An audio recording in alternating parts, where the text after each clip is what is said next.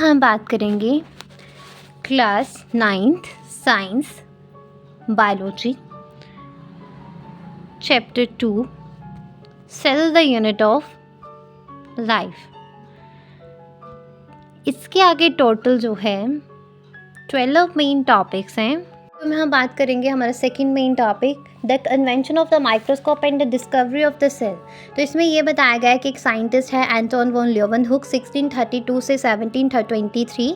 तो इन्होंने जो है कंस्ट्रक्ट किए 400 माइक्रोस्कोप्स। इन्होंने माइक्रोस्कोप डिस्कवर किए, उनको सिंपल माइक्रोस्कोप कहा जाता है, जिसमें एक तरफ से आँख के पास जो है लेंस, एक साइड से लेंस की देखा जाता है आँख पास लेकर, और दूसरी साइड पे जो है ऑब्जेक्ट को रखा जाता है जो नीडल लाइक स्क्रू शेप है वहाँ पे। उसके बाद रॉबर्ट हुक नाम के साइंटिस्ट आए 1635 टू 1703, जो कि एक इंग्लिश साइंटिस्ट थे। तो उन्होंने 2 लेंसेज वाले अच्छी मैग्निफिकेशन वाले जो है माइक्रोस्कोप को डेवलप किया, उनके माइक्रोस्कोप को कंपाउंड माइक्रोस्कोप भी कहा जाता है, जिसमें इन्होंने एक साइड पे जो है स्टेज बिलो जो है ऑब्जेक्ट को देखने के लिए जो है उसके नीचे जो है एक लाइट जो है और light from an oil flame use किया।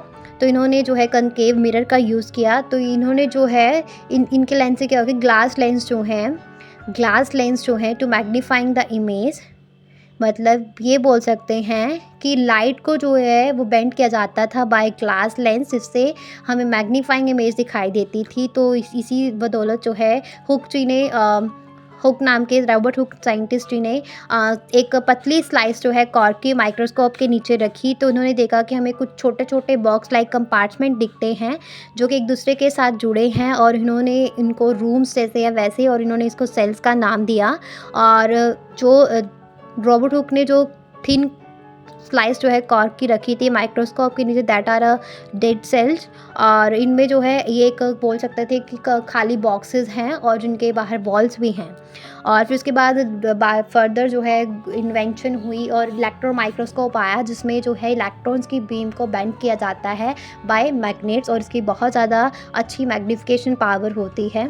क्लियर है। उसके बाद थर्ड मेन टॉपिक आ जाता है सेल थ्योरी। तो सेल थ्योरी में क्या बताया गया है कि साइंटिस्ट हैं मैथियस क्लेंडन, एक जर्मन बॉटनिस्ट थे, जिन्होंने ये बोला कि जितने भी प्लांट्स हैं और प्लांट्स के प्रोडक्ट्स हैं सभी जो है बहुत सारे नंबर ऑफ सेल से मिलकर बने होते हैं। और ऐसे ही बाद में एक और साइंटिस्ट आए थियोडर सैकवन, जो कि एक जर्मन जोलॉजिस्ट थे। उन्होंने बोला कि जितने भी एनिमल्स हैं वो सारे जो है सेल से मिलकर बने होते हैं। तो फर्दर इन्होंने इन दोनों की जो है डिक्लेयर कर दिया, दोनों साइंटिस्ट स्क्लेडन और सैकवान ने, कि जितने भी एनिमल्स और प्लांट्स हैं ये सेल से मिलकर बने होते हैं, और सेल्स ही जो है स्ट्रक्चरल फंक्शनल यूनिट है, और इसको ही सेल थ्योरी बोलते हैं।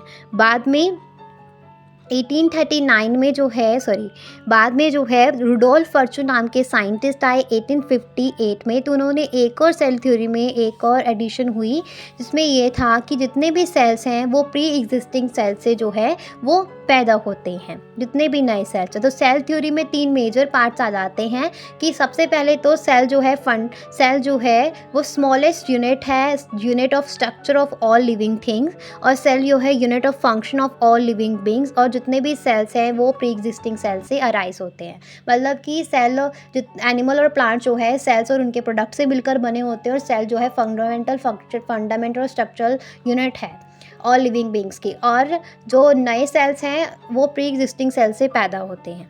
और इसके आगे 3 सब टॉपिक्स हैं, स्ट्रक्चरल यूनिट, 4 सब टॉपिक्स है, structural unit, functional unit, cells die and are replaced, और most life starts as a single cell. तो first subtopic structural unit. अगर हम देखते हैं कि एक पार्ट जो है बॉडी का, फ्रॉग की बॉडी का, तो कोई पार्ट है मैंगो ट्री का, तो हम उसको माइक्रोस्कोप के अंदर देखते हैं तो हमें सेम सेलुलर स्ट्रक्चर जो है वो शो होता है। मतलब सेल्स जो हैं, चाहे वो प्लांट्स के चाहे वो एनिमल्स के, वो सेम स्ट्रक्चरल यूनिट से बने हैं।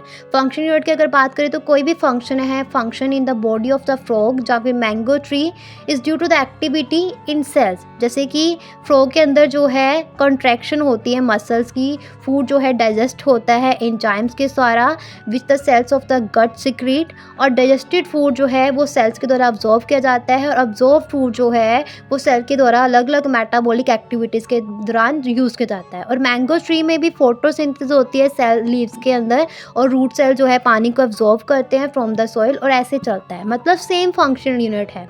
ऐसे ही cell die and replies third subtopic. तो बॉडी जो है फ्रॉग की या फिर मैंगो ट्री की, ये बहुत सारे मिलियन और मिलियन ऑफ सेल से बनी हुई है, मिलियन मिलियन ऑफ सेल से बनी हुई है। बहुत सारे सेल्स जो हैं वो लगातार मरते हैं और उसके जगह नए सेल्स आते हैं, जो कि डिवीज़न जो है यंगर सेल की डिवीज़न के कारण पैदा होते हैं। और ये फॉर्मेशन जो है सेल्स की, ये प्री एग्जिस्टिंग सेल से आते हैं और ये जो चेन है कभी ख़त्म नहीं होती, प्लांट्स और एनिमल्स में चलती रहती है। ज़्यादातर लाइफ जो है वो स्टार्ट होती है एज ए सिंगल सेल, जो फोर्थ सब टॉपिक है। तो लाइफ जो है फ्रॉग की और लाइफ जो है मैंगो ट्री की, ये जो है फर्टिलाइज्ड एग और सीड से तैयार होती है।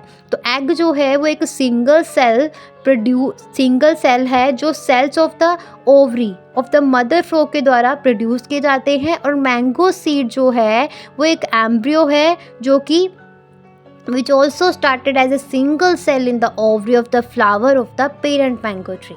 क्लियर है? तो यहाँ पे हमारा जो है थर्ड टॉपिक भी फिनिश होता है।